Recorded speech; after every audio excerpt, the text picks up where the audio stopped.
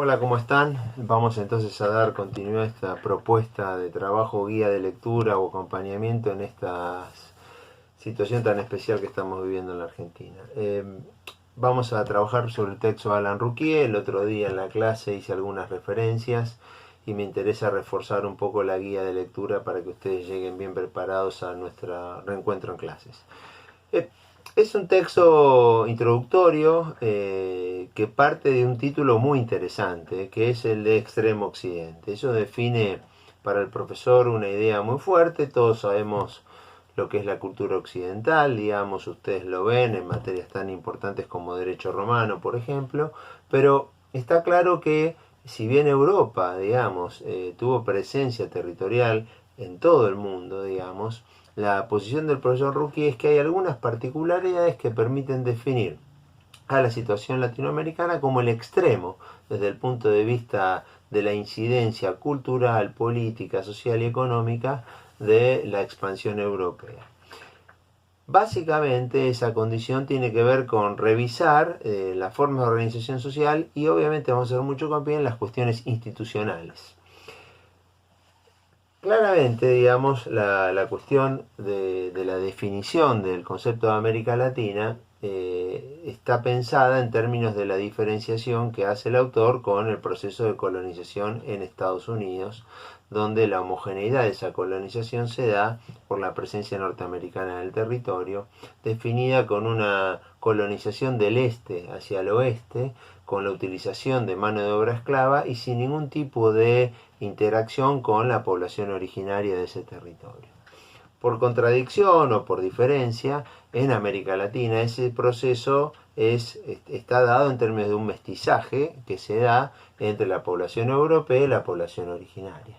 Por eso, digamos, más allá de las particularidades que uno pudiera tomar, inclusive considerando que hay colonización británica en América Latina en casos puntuales, digamos, la presencia en términos generales de la cultura española y portuguesa en este territorio, con una interacción con la población originaria, define esa condición de mestizaje tan característico de nuestro proceso. Por supuesto que aparecen términos que podrían ser conversados o utilizados, el término de indo-latino o de indoamericano, con una fuerte reivindicación de la cuestión latinoamericana en ese sentido, pero en términos generales lo que el profesor Ruquier intenta hacernos pensar es justamente cómo se dio esa diferencia tan fuerte, a pesar de la diversidad latinoamericana, entre la colonización británica en América del Norte y por supuesto los procesos latinoamericanos.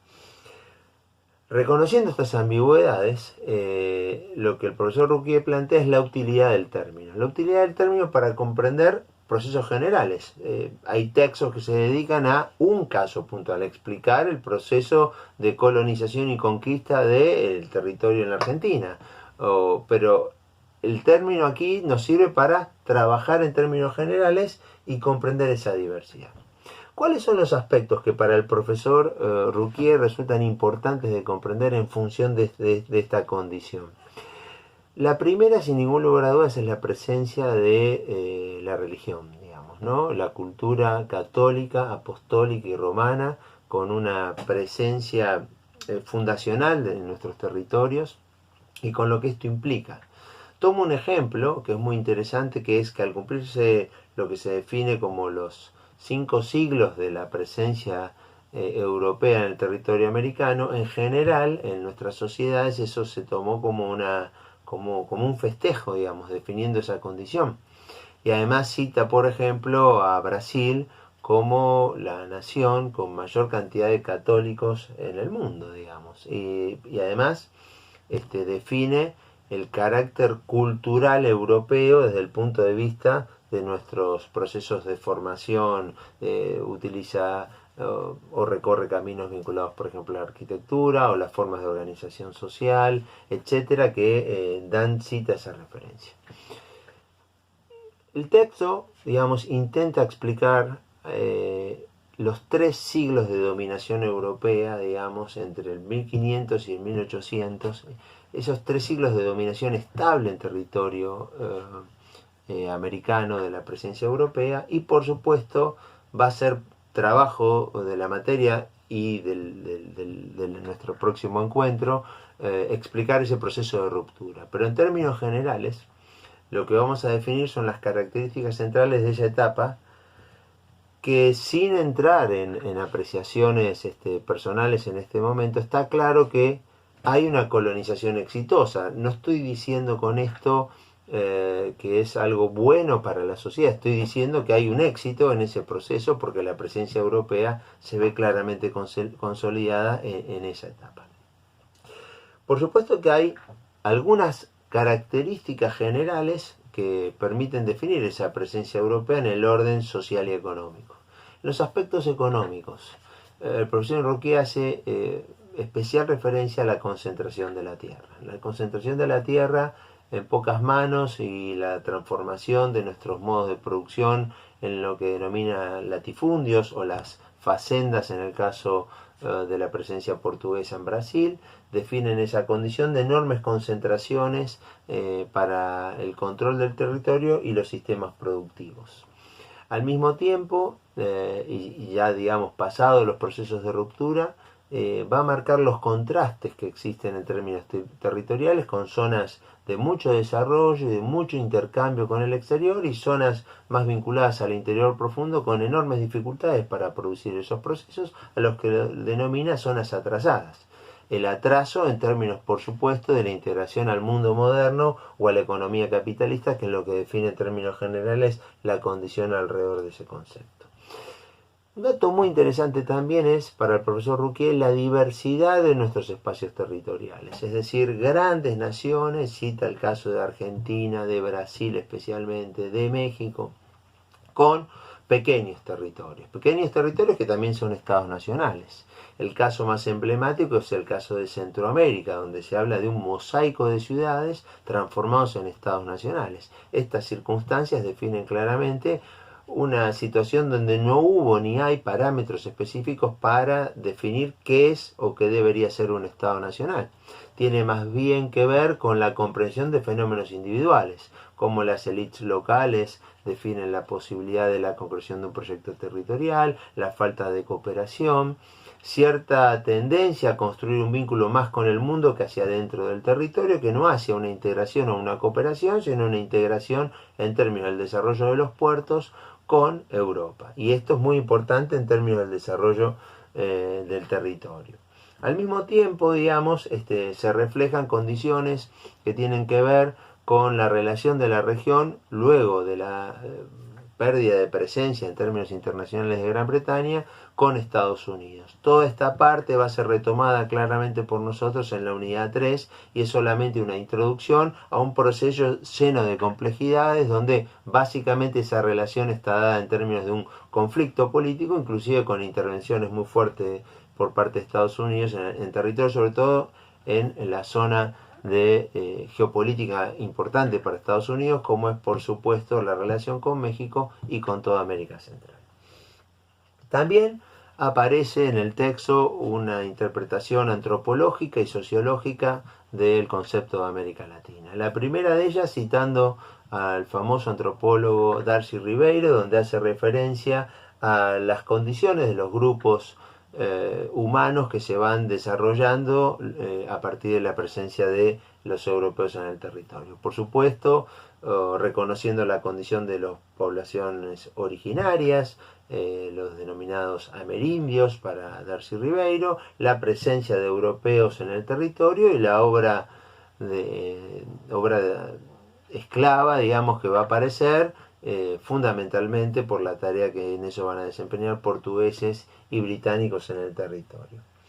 Esa presencia define para el profesor Ribeiro algunas condiciones puntuales que se dan en ese proceso de interacción entre estos tres grandes grupos humanos. Va a hablar de zonas donde hay una fuerte presencia de lo que denominan los pueblos testigos, es decir, una presencia territorial de las poblaciones originarias. Va a definir en esa condición que algunas regiones latinoamericanas, el 50% de la población tiene esa condición. Cita, por ejemplo, el caso de Guatemala, o por supuesto también la zona, digamos, del norte de nuestro país, que es la zona de fuerte presencia incaica, donde Perú, Bolivia, inclusive Ecuador, tienen una presencia territorial de población originaria muy fuerte, digamos. A esta condición los denomina la reivindicación de los pueblos testigos. También es interesante algunas de las cosas que explica, por ejemplo el caso de México, donde el 15% sería esa condición, pero en las zonas del sur eso claramente asciende al 50%, es decir, hay regiones dentro de los países, sobre todo países grandes como es el caso mexicano, donde esa presencia tiene diferencias desde el punto de vista territorial. Al mismo tiempo, digamos, está muy clara la presencia de población europea en los territorios. Y eso lo denomina casi como población trasplantada, es decir, población que se traslada de Europa, ocupa el territorio y desarrolla así esa condición.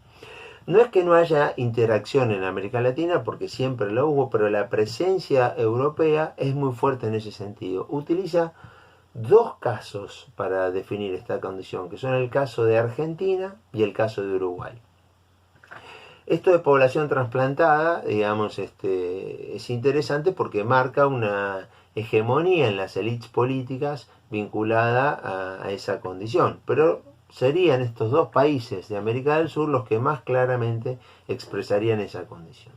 Y luego, obviamente, lo que él denomina los pueblos nuevos, donde básicamente hay una interacción donde no puede definirse claramente cuál es la hegemonía en términos de ese territorio, y cita por supuesto Brasil, Colombia, Venezuela, Chile, por ejemplo, donde países donde ni pueblos testigos ni población trasplantada son hegemónicas y se da una condición de mayor nivel de integración. Esta definición antropológica es en términos de la casi descripción de ese proceso del desarrollo de nuestras ciudades. Pero también hace una cita el profesor Rougier del famoso sociólogo que desarrolló su carrera y fundador de la carrera de Sociología en la Universidad de Buenos Aires, el profesor Gino Germani, donde ya no habla por la condición antropológica, sino por el proceso de interacción que se da entre estos grupos humanos, utilizando otras categorías que definen esa condición entre pueblos homogéneos y pueblos heterogéneos. Es decir, pueblos que son homogéneos desde el punto de vista de sus valores culturales y formas de acción definidos en términos de cuáles son los valores que definen ese proceso social, cita en ese caso Argentina, cita y en coincidencia con lo de pueblos trasplantados también Uruguay, pero aquí lo pone a Chile, donde claramente, digamos, si no en términos demográficos, pero sí en términos de procesos de socialización, hay una mayor presencia, digamos, de los valores europeos en esa forma de organización social y lo define como homogéneamente en ese sentido.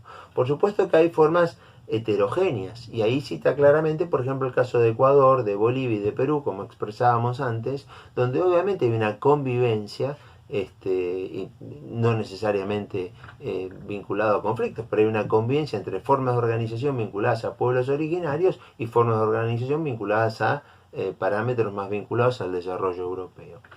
Y un tercer caso para el profesor Germani, que serían los pueblos que están en vías de homogeneización, es decir, que están definiendo esa condición a partir de una situación de diversidad desde el punto de vista de la composición demográfica. Y esa condición podría ser, por ejemplo, el caso de Brasil, de México y de Colombia, donde claramente se están pareciendo a los países que están homogéneamente integrados desde el punto de vista cultural. Estos procesos no están definiendo nada acerca de la viabilidad de los proyectos estatales. Eso nos queda pendiente para trabajarlo con el texto del profesor Oslak. Simplemente son indicadores de la diversidad latinoamericana, pero del esfuerzo que hace el autor para intentar de encontrar el valor del término. El valor del término me parece aquí importante para conversar, porque justamente para el mundo Latinoamérica existe. Podemos hablar también de Hispanoamérica o podríamos hablar de Iberoamérica, pero el concepto de latino existe. Hay una identificación, cualquier clasificación que usemos, el concepto de latino existe. Y debemos entenderlo desde la diversidad de esa composición, pero cuando uno habla del mundo, acepta estas clasificaciones. Cuando uno habla casos de, por ejemplo, China, ¿no? Y define eso como una región del mundo, pero todos sabemos la diversidad que hay hacia dentro de ese territorio en estos días que estamos estudiando tanto sobre dónde empezó el problema de la pandemia que estamos sufriendo en este momento. Pero está claro que hay una enorme diversidad, pero el término en términos de comprensión de algunos fenómenos de valores que permiten comprender las formas de organización social, política y económica de una región son útiles. Por eso el texto de Ruquier es un texto introductorio, un texto que les permite a ustedes avanzar en la lectura de la comprensión, y vamos a reforzar estas ideas con el texto del profesor Olac para entender el proceso de formación del Estado. Digamos, ese va a ser nuestro próximo desafío. Muchas gracias.